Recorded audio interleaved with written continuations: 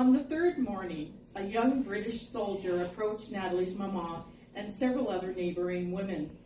"You women and girls, get your things together. The Elizabeth shall be sailing out today with all of you on it." Nathalie sat on a crate, back to back with Isabel. Facing the sea, she watched yet another dory row out to one of the sloops and brigs anchored offshore.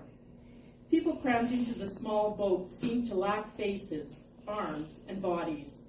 The boat navigated waves and rocked from side to side towards the large vessel, like a school of fish being slowly sucked into the belly of a whale. Another argument erupted as more detainees were loaded into a waiting dory. "I won't leave it behind," said an older woman angrily. "It contains all I have left of my home of 30 years. She sat on the small crate. Her hands gripped the rope handles. "There's no room for that," the soldier barked back, beckoning to two men to grab hold of the woman's arms, forcing her to abandon the crate upon which she sat. Let me be," she screamed, as they shoved her onto a seat in the small boat. A younger girl, already seated, put her arm around the woman. "It's okay, Grand-mère. Sit here. We'll be all right," she said, trying to offer some comfort. From behind her, Nathalie heard her mamma whispering to Agnes, "Oh, no, my mother's bottle. It's not here. It must have been left behind." "Are you sure, Mamma?" "Yes, I've checked the cart and our sacks twice now." So much had happened already to her family. Nathalie simply could not consider leaving behind this prized possession. She turned around, patted her little sister's arm. "Isabel, stay here," she said softly. "I'm going to pee." Leaving her spot on the crate, Nathalie scampered over to the embankment. With a quick look back to make sure no one was following her, she stepped swiftly over the beach stones, up into the reeds skirting the shoreline. The tall, yellowing grasses provided ample cover for the youngster who, bent over, hurried along to cover the distance from the shoreline to the woods. When she reached the trees, Nathalie ran as fast as her clogs allowed through the undergrowth. She avoided the worn pathway for fear of encountering someone, even though this roundabout route would take longer. She zigzagged through the forest, crossing the creeks where rocks protruded as stepping stones. When she finally reached the pastures of her papa's property, she surveyed the area. Feeling confident that no one was in sight, she dashed to her house, lifted the latch, and opened the door. A peculiar feeling of dread came over her as she stood in the doorway of her deserted home. It felt cold inside, and an eerie silence choked the air. Nathalie shivered. Gone were the familiar aromas, the smell of bread baking, the scent of stew simmering, a whiff of smoke from the busy hearth. She nervously crossed the threshold, her clogs echoing on the floor planks. Standing at the table in the center of the room, she rubbed her fingers slowly over the sanded wood, the handiwork of her father and eldest brother, Charles Joseph, when he was just a small lad. Her mind was clouded with grief as happy memories flooded her brain, poring over her collection of shells, pebbles, and glass with Isabel, kneading dough with her mamma to make bread, hemming her brother's clothes, laughing over a game of button, who's got the button, praying with Papa. It felt like things had stopped being normal a very long time ago, even though it had only been a few weeks. Panic rose when Nathalie noticed that the bottle was not in its place on the mantel. She sank into a chair, pulled her bonnet from her head, letting her curls fall about her shoulders. Please don't let it be lost or broken," she said aloud as she cupped her cheeks in her hands. Her eyes darted around the room.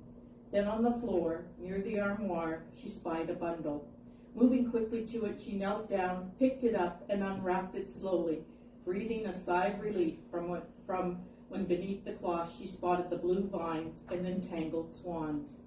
Mamma must have wrapped it and placed it there as she collected her things, but missed putting it in her bag. Nathalie carefully wrapped it again in the towel. She was startled by a sudden clanking sound. "What are you doing here?" came an angry, dark voice from behind her. Nathalie turned around quickly to find a man who looked about her papa's age and a younger woman of around 20 years standing just inside the doorway. The unshaven fellow with his tousled black hair looked like he had battled a bear, his beige breeches dirty, socks full of holes, and jacket torn, the right sleeve completely detached at the shoulder. A deep scratch on his forearm was tied with a bloody cloth, part of the wound visible, swollen with pus. In his hands was a musket, and although he appeared uncomfortable handling the weapon, it was pointed at Nathalie. A sack lay at his feet on the floor. "Brother, it's just a young girl," the woman said calmly. She put her hand on top of the musket's barrel, tilting it downward. "Hello, my name is Bridget Boudreau, and that's Basil," she said, pointing to her brother as she walked slowly over to Nathalie. "And we're from Rivière-au-Canard. We didn't mean to scare you." Bridget smiled reassuringly, gently putting her arm around Nathalie's trembling shoulders. "We didn't think anybody was left in the village. What's your name?"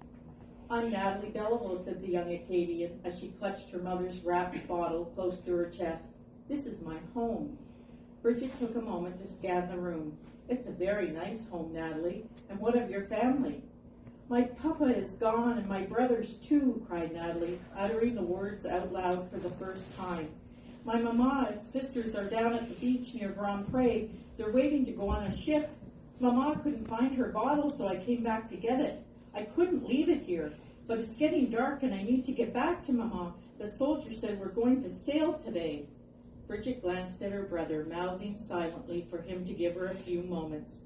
She knelt down, her dark green skirt ballooning, and looked the child in the eyes. "Nathalie, you can't go back. It's not safe.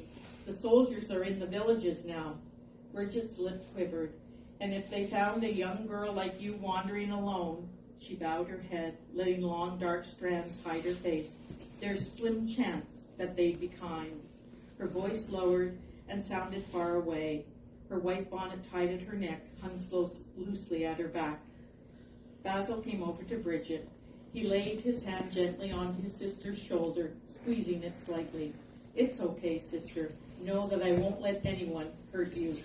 He added with authority, "We need to leave here. The sun's starting to set." "No, I can't. I need to go back to my mama. She'll be so worried, and Isabel will be frightened without me. And Agnes, she'll be mad that I didn't ask her to come here with me." "I'm so sorry, Nathalie." Bridget looked up and wrapped her arms around the girl, hugging her hard, and whispered, "I'm sure they've already left on the ship. It's been hours since you sneaked away." With these fateful words, Bridget felt the youngster's defiant body slump under her hold. So